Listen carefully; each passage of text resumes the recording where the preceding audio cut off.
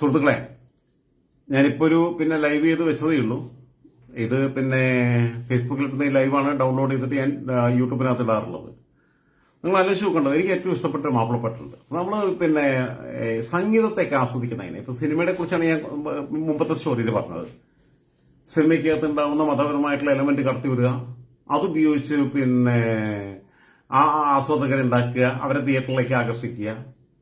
മറ്റുള്ളവരുടെ സിനിമ, സുരേഷ് ഗോപിയുടെ ആവട്ടെ, മോഹൻലാലിന്റെ ആവട്ടെ, ഉണ്ണിമുകുന്ദന്റെ ആവട്ടെ ഒക്കെ സിനിമകൾ മതപരമായിട്ടുള്ള പ്രചാരണങ്ങൾ നടത്തി തകർക്കാൻ ശ്രമിക്കുക തുടങ്ങിയിട്ടുള്ള പരിപാടികളെല്ലാം റാഡിക്കൽ ഇസ്ലാം ഗ്രൂപ്പുകൾ നടത്തുമ്പോൾ ഞാൻ പറയുന്നത് ഏറ്റവും മനോഹരമായിട്ടുള്ള ഒരു മാപ്പിളപ്പാട്ടുണ്ട്. ഈ മാപ്പിളപ്പാട്ടിൽ ഏറ്റവും ഇഷ്ടപ്പെട്ട ഒരു സാധനം എന്ന് വെച്ചാൽ, പ്രത്യേകിച്ചും എന്റെ പപ്പ ജീവിച്ചിരിക്കുമ്പോൾ തന്നെ, പപ്പ മരിച്ച ശേഷം എനിക്ക് കുറച്ചുകൂടി ഹൃദയബദ്ധമായിട്ട് തോന്നിയിട്ടുണ്ട്.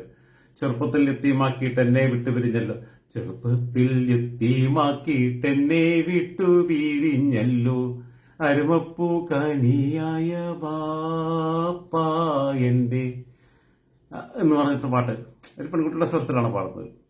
അപ്പോൾ സ്വന്തം പിതാവ് നഷ്ടപ്പെട്ട് എത്തിയമായ അനാഥയായ ഒരു പെൺകുട്ടിയുടെ ഒരു നൊമ്പരാണ്. ഞാൻ പറയുമ്പോൾ എനിക്ക് വലിയ മ്യൂസിക്കൽ സെൻസ് ഒന്നും ഇല്ല, എനിക്ക് അതിന് പറ്റിയ സ്വരമാതിരി ഇല്ല. അപ്പോൾ അതുകൊണ്ട് തന്നെ പാട്ടൊക്കെ പാടിക്കഴിഞ്ഞാൽ കുളയിപ്പൂ എന്നുള്ളത്. അതേപോലെ തന്നെ വേറെ പാട്ട് എനിക്ക് ഇഷ്ടപ്പെട്ടൊരു പാട്ടായിരുന്നു.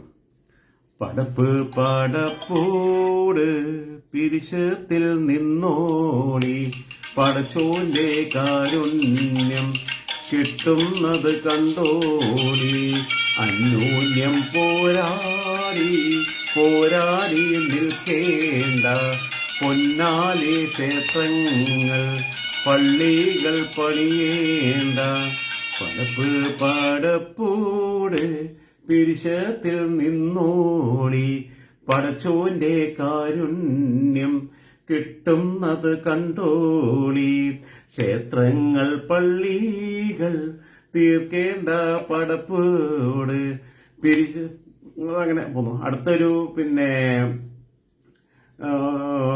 സ്റ്റാൻസ് എന്ന് പറയുന്നത്, മനുഷ്യൻ മനുഷ്യനെ സ്നേഹിച്ച് നോക്ക്, മനസ്സിനകത്തൊരു പള്ളിയുണ്ടാക്ക്, അതിലേത് ജാതിക്കും കേറാമെന്നാക്ക്, അതിവേഗം നിസ്കാര പായവിരിക്ക്. നിസ്കാരപ്പായവരിക്ക് എന്ന് പറയുമ്പോൾ സിംബളിക്കായിട്ട് മാപ്പിളപ്പാട്ടാകുമ്പോൾ ഇസ്ലാമതുമായിട്ട് ബന്ധപ്പെട്ട് പറയുന്നതേ ഉള്ളൂ. അപ്പോൾ അടുത്തൊരു സാധനം, അമ്പലവും പുണ്യ മസ്ജിദുമെല്ലാം അൻപിന്റെ കാഹോള മുതുകയല്ലോ, എന്നിട്ടും വാളൂരി നിൽക്കുന്നു നമ്മൾ, കൊന്നു ജയിക്കുവാൻ നോക്കുന്നു നമ്മൾ. വീണ്ടും പഴയ സ്ഥാനത്തിലേക്ക് തുടക്കത്തിലേക്ക് വരികയാണ്. പടപ്പ് പടച്ചോട് ക്ഷമിക്കണം, പടപ്പ് പടപ്പോട് പിരിശത്തിൽ നിന്നോടി, പൊന്നാരി ക്ഷേത്രങ്ങൾ പള്ളികൾ പണിയേണ്ട, പടച്ചോന്റെ കാരുണ്യം കിട്ടുന്നത് കണ്ടോളി, അന്യോന്യം പോരാടി പോരാടി നിൽക്കേണ്ട. ഭയങ്കര ഇഷ്ടപ്പെട്ട പാട്ടാണ്. ഞാൻ പറഞ്ഞത് ഈ രീതിയിൽ മതേതരമായിട്ടുള്ള മൂല്യങ്ങൾ ഉയർത്തിപ്പിടിക്കുന്ന രീതിയിലുള്ള ഭക്തിഗാനങ്ങൾ വിവിധ മതങ്ങൾക്കകത്തുണ്ട്. ഇപ്പോൾ ഹിന്ദുമതത്തിനകത്തുള്ള ഹരിവരാസനം എനിക്ക് ഭയങ്കര ഇഷ്ടമാണ്. ശരണമയ്യപ്പ സ്വാമി ശരണമയ്യപ്പ, ശബരിഗിരിനാഥ സ്വാമി ശരണമയ്യപ്പ. യേശുദാസിന്റെ സ്വരം. ഭക്തിഗാനങ്ങൾ എനിക്ക് ഡിവോഷണൽ സോങ്സ് ആണെങ്കിൽ ഭയങ്കര ഇഷ്ടമാണ്. ക്രിസ്തുമതത്തിന്റെ ആണെങ്കിൽ ഒരുപാടുണ്ട്. തിരുനാമ കീർത്തനം പാടുവാനല്ലെങ്കിൽ നാവിനിക്കെന്തിന് നാഥ,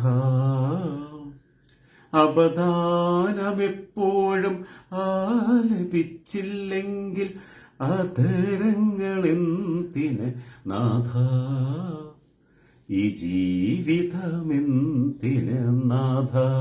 ഇനി ഒരു മതത്തിന്റെയും പേരിലല്ലാതെ പ്രകൃതിയുമായി ബന്ധപ്പെട്ടിട്ടുള്ള ഒരു വലിയ ഡിവോഷണൽ സോങ് ഉണ്ട്. അത് വിനയൻ സംവിധാനം ചെയ്തിട്ടുള്ള കരുമാടിക്കുട്ടൻ എന്നുള്ള സിനിമയ്ക്കകത്ത് കരുമാടിക്കുട്ടനല്ല, വാസന്തി ലക്ഷ്മി ഞാൻ എന്നുള്ള സിനിമയ്ക്കകത്ത് തോന്നുന്നു ആ സീനിനകത്ത് കലവമോണിയാണെന്ന് തോന്നുന്നു.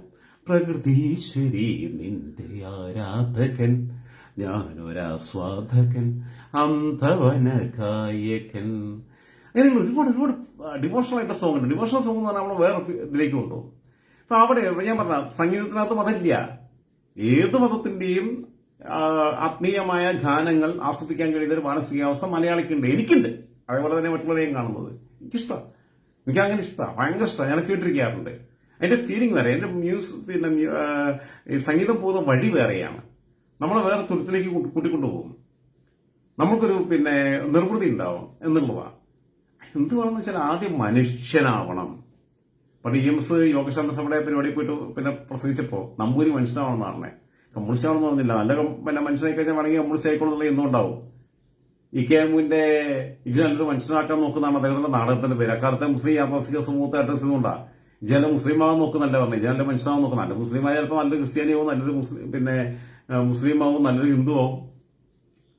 EMS പറഞ്ഞോടെ നമ്പൂരി മനുഷ്യനാവണമെന്ന് പറയുമ്പോൾ നല്ല നമ്പൂരി ആയിക്കഴിഞ്ഞാൽ പിന്നെ നല്ല മനുഷ്യനായി കഴിഞ്ഞാൽ അയാള് ചിലപ്പോൾ നല്ല കോൺഗ്രസ്സുകാരനാവും, നല്ല BJPക്കാരനാവും, നല്ല CPM-കാരനാവും, നല്ല CPI-കാരനാവും, നല്ല ജനതാദളുകാരനാവും. ഏതെങ്കിലും ആവട്ടെ, എന്തെങ്കിലും ആവട്ടെ, പൊളിറ്റിക്സ് എന്തോ ആവട്ടെ, മതഭേദം ആവട്ടെ, മനുഷ്യനാകുക എന്നുള്ള അർത്ഥമാണ്.